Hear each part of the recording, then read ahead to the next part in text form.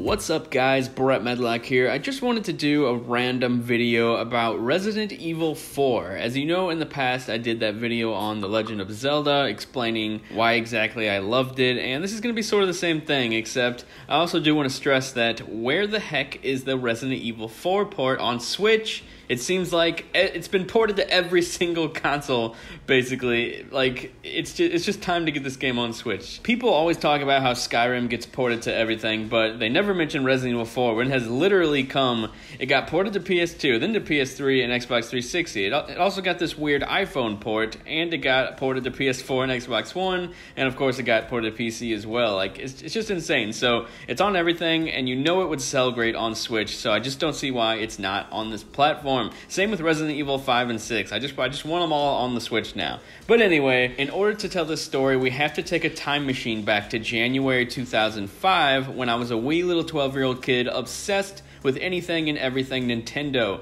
My brother and I were fans of the Resident Evil series since it originally launched in 1996, and one day my older brother decided to pick up the GameCube exclusive at the time, Resident Evil 4, and little did I know it would forever change how I feel about video games. After days went by of my brother playing a little bit of Resident Evil 4 and experiencing its greatness, he immediately told me I had to play it. And I'll be honest, it was rare that I ever saw my brother so passionate about something, but with Resident Evil 4, it resonated with him greatly, so I knew I had to check it out. The Resident Evil series was always near and dear to our hearts. I'll never forget when I was really young watching him play through Resident Evil 1 through 3, and after he would leave the house, I'd boot up my own save, and I'd repeat everything he just did, except I would be way more scared of playing alone. It was similar with Resident Evil 4, except I never used his playthrough as guidance. Sure, he hinted at some things to help me get through the game, but most of my first playthrough was all brand new to me, making things even more incredible. I played this game around the time I was repeatedly playing through Tony Hawk games. I sort of went down the rabbit hole playing a bunch of games that didn't offer much depth in terms of realism or world building or narrative or immersion in general. Resident Evil 4 had all of that, and it was all in one epic package. Jumping into the shoes of Leon and fighting off creepy Las Plagas infected traumatized me in the best way. I had never felt such fear and excitement while playing a video game. The last time I felt so engrossed in a game was like 7 years prior with The Legend of Zelda Ocarina of Time. Resident Evil 4's cheesy writing and storyline and charming characters aligned perfectly with my 12-year-old brain.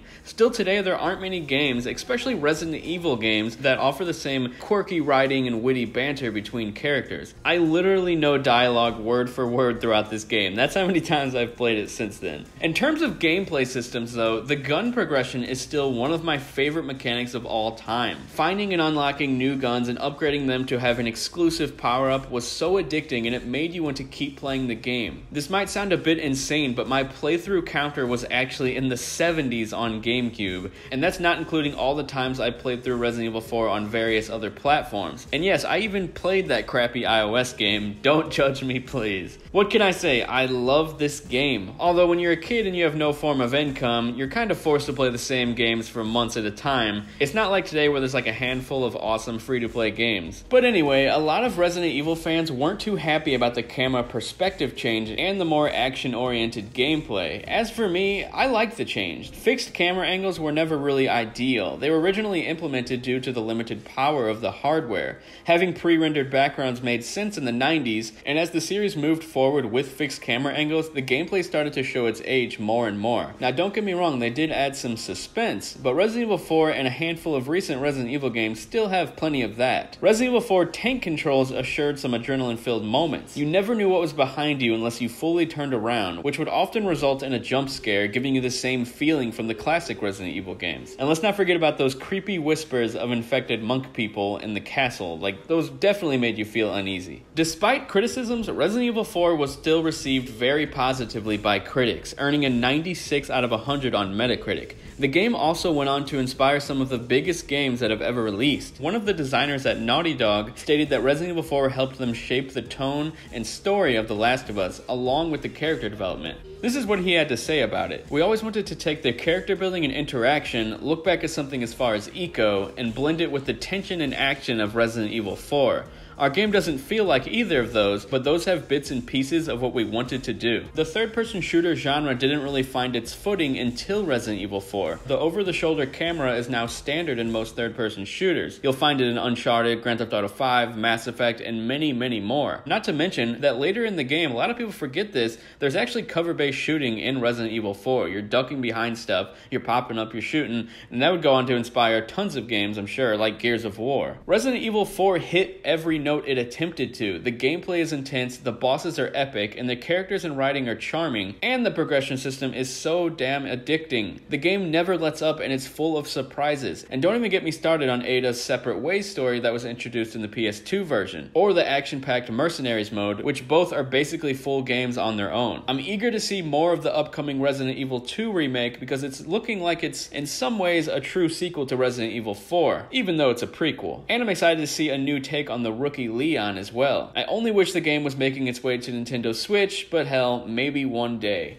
That's all I got to say about Resident Evil 4 today, guys. I hope you enjoyed this random video talking about my love and my passion for Resident Evil 4. Boy, if they truly remade this game one day, I would be insanely happy. Like, wow. Do you love Resident Evil 4 as much as I do? If not, tell me what game truly means the most to you, because as you know now, Legend of Zelda Ocarina of Time and Resident Evil 4 are two of mine. Thanks a lot, guys. I will talk to you later.